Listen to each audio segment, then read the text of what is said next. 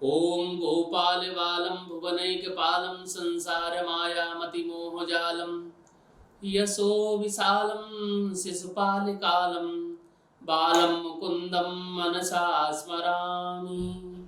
आप सभी भक्तों को भगवान श्री कृष्ण के प्रकटोत्सव की बहुत बहुत बधाई एवं शुभकामनाएं। आज पूरे ब्रह्मांड के मालिक भगवान श्री कृष्ण के जन्मोत्सव की धूमधाम से पूरे विश्व में जन्माष्टमी पर्व मनाया जा रहा है। ऐसे पावन पर्व को, ऐसे पावन व्रत को हम सब भारतीय किस प्रकार से करें, कब करें और कैसे करें। वैसे तो ये अनादिकाल से व्रत भगवान परमपिता परमात्मा भगवान श्री कृष्ण का कृष्ण जन्माष्टमी का व्रत किया जाता है और सभी के घर में लगभग लड्डू गोपाल या भगवान कृष्ण का चित्रपट निश्चित रूप से होता है। ये व्रत 30 तारीख को, 30 अगस्त को बड़े धूमधाम से मनाया जाएगा और 29 तारीख की रात्रि 11:26 से अष्टमी तिथि मान्य हो रही है और जो 30 तारीख को संपूर्ण पूरे दिन और पूरी रात्रि 2:48 तक ये तिथि मान्य होगी, जिनमें से रोहिणी नाम का जो नक्षत्र है 30 तारीख को संपूर्ण पूरे दिन माना जाएगा। इसलिए व्रत करने का जो सर्वश्रेष्ठ तिथि है, जो दिन है, वो 30 तारीख की कृष्ण जन्माष्टमी हम लोग मना रहे हैं।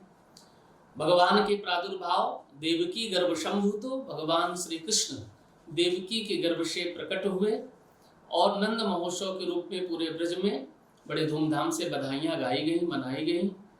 और भगवान श्री कृष्ण जगत पिता भगवान श्री नारायण के जन्माष्टमी व्रत को हम सब लोग किस तरीके से करें, बड़ी सरल सहज पद्धति से, मन में किसी भी प्रकार का कोई राग द्वेष न रखते हुए 29 तारीख की रात्रि में सामान्य यानी युक्ताहार विहारस्यो, साधारण सुपाच्य भोजन करके शयन करें। 30 तारीख को यानी जिस दिन भगवान श्री कृष्ण की जन्माष्टमी पर्व मनाया जाएगा या मनाया जा रहा है, उस दिन भोर में उठें, भगवान भुवन भास्कर को वंदन करें, प्रणाम करें स्नान करके और हल्का प्रसाद फलहार आदि करें और भगवान श्री लड्डू गोपाल के श्रृंगार आदि को करें और धनिया की पंजीरी और दूध दही घी बूरा आदि से भगवान श्री कृष्ण का 11:30 बजे से लेकर रात्रि 11:30 बजे यानी 30 तारीख की रात्रि में 11:30 बजे से लेकर के 12:15 बजे के मध्य में भगवान का अभिषेक किया जाएगा, जिनमें से दूध से, दही से, घी से, बूरा से, शर्करा से या जो आपके घर में ऋतु फल जो सीजनी फल हैं उन फलों के रस के माध्यम से भगवान का हम लोग अभिषेक करते हैं, भगवान का पूजन करते हैं, भगवान को फल आदि का भोग लगाते हैं और रात्रि में ठीक 12 बजे जब भगवान का प्रादुर्भाव होता है तो जिनके घर में शंख हो, शंख में दूध को भर करके भगवान के ऊपर दूध की धारा छोड़ें और भगवान को शुद्ध स्नान आदि करा करके सुंदर वस्त्र पहनवाएं और अपने घर में यदि झूला है तो झूला में भगवान को रख करके विराजमान करें, यदि सिंहासन है तो सिंहासन पर भगवान को विराजमान करें और इस तरीके से हम सब लोग बड़े धूमधाम से, बड़े भाव से भगवान का व्रत करते हैं।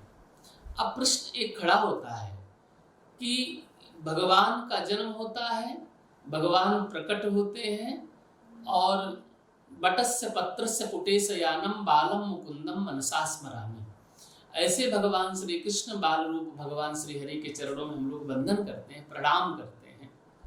और थोड़ा समझने का विषय है कि जिन भगवान को हम स्वीकार करते हैं, जिन लड्डू गोपाल की हम लोग पूजा करते हैं, जिनके हाथ में लड्डू है, उनको माखन का भोग लगाते हैं।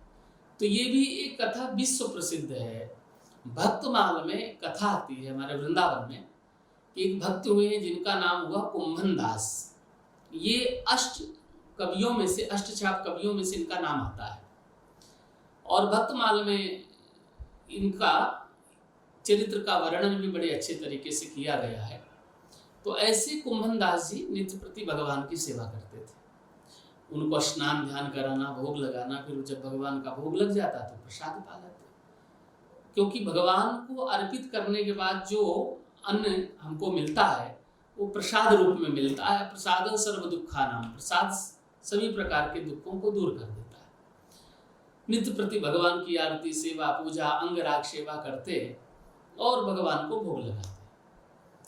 कुछ समय बाद किसी काम से उनको बाहर जाना हुआ, तो बाहर जाने का मन नहीं था क्योंकि व्रत छोड़ करके जाते नहीं, लेकिन विशेष कार्य से उनको ये हुआ कि मैं भोग लगाते समय आ जाऊंगा, लेकिन आ नहीं पाए।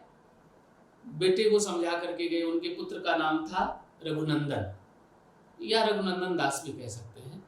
रघुनंदन बेटा, हम जा रहे हैं बाहर, गोपाल जी का भोग लगा देना अच्छे से, उसके बाद ही प्रसाद आप पाना। इतना कह करके चले गए। रघुनंदन बाल रूप में थे, छोटे थे। भगवान का भोग लगाया, भगवान प्रसाद के लिए प्रकट नहीं हुए। उन्होंने सोचा शायद पिताजी जब भगवान को भोजन कराते होंगे तो हमारे ठाकुर जी, हमारे कन्हैया प्रकट होकर के भोजन पाते होंगे, इसलिए बाल हट किया। अंत में भगवान को प्रकट होकर के भोग पाना पड़ा। आज आए कुमनदास, पूछा कि बेटा भगवान जी को भोग लगाया? बोले पिताजी वो तो सब पा गए। अच्छा, सोचा कि छोटा बालक है, भूखा रहा होगा, भोजन कर गया होगा, और हमसे कह दिया कि भगवान जी सब पा गए। 2 दिन हुए, 3 दिन हुए, 4 दिन हुए, इस तरीके से भोजन कराते रहे, भगवान को भोग लगाता रहा बेटा, और भगवान प्रसाद पाते रहे। जब 6वें दिन के बाद 7वें दिन को कुमनदास जी के मन में भाव जगा कि आखिर ये भोग भगवान पा रहे हैं या कौन पा रहे हैं, तो आज उन्होंने अपने हाथों से भगवान के लिए लड्डू का भोग बनाया। और लड्डू का भोग लगाने के बाद, यानी भोग बनाने के बाद बेटे से कहा कि आज ये लड्डू का भोग आप भगवान जी को लगाना, क्योंकि बहुत से लड्डू बनाए, बालक कितने लड्डू खाएगा? आखिर पुत्र मेरा मान लो यदि भोजन पा ही लेता है तो कितने लड्डुओं का भोग लगाएगा। इसलिए आज बहुत से लड्डू बना करके घर में रख दिया और बेटे से कहा रघुनंदन से, बेटा रघुनंदन, आज भगवान के भोग में लड्डू का ही भोग लगाना। भगवान के भोग का समय आया, बेटे ने थाल पर लड्डू रख करके भगवान को फिर पुकारा, हे प्रभु तुदीयम वस्तु गोविंदम तुभ्यमेव समर्पये ग्रहाणाम सम्मुखो भूत्वा प्रसीदो परमेश्वरा। हे प्रभु, आपके श्री चरणों में भोग स्वीकार है, और अहम वैश्वानरो भूत्वा प्राणिनाम देहमाश्रिताम प्राणापान समायुक्तो पचामन्यम चतुर्विधम।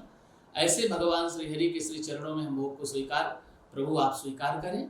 और इतना कह करके भगवान प्रकट हुए, बाल रूप से उन्होंने लड्डू खाना शुरू किया।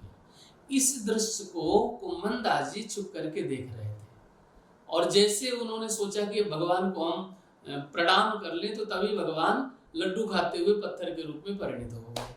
तब से हमारे ब्रज परंपरा में, भारतीय संस्कृति में, वैदिक सनातनियों के यहाँ पर सभी घरों में हमारे यहाँ पर लड्डू, दोनों हाथों में भगवान लड्डू लेकर के लड्डू गोपाल के रूप से परिणित हुए। किसी के यहाँ पर पंच धातु के लड्डू गोपाल जी, किसी के यहाँ पर अष्ट धातु के लड्डू गोपाल जी, किसी के यहाँ विग्रह के रूप में लड्डू गोपाल जी, किसी के यहाँ चित्रपट के रूप में लड्डू गोपाल जी रखे जाते हैं, और उन्हीं लड्डू गोपाल का हम सब लोग भोग लगाते हैं। ऐसे भगवान श्री लड्डू गोपाल के जन्मोत्सव की बहुत बहुत बधाई। नंद घर आनंद भयो जय कन्हैया लाल की। ऐसे नंद महोत्सव में समस्त भारतवासियों को, समस्त भक्तों को बहुत बहुत बधाई, हम शुभकामनाएं। जय श्री कृष्णा, जय श्री राधे।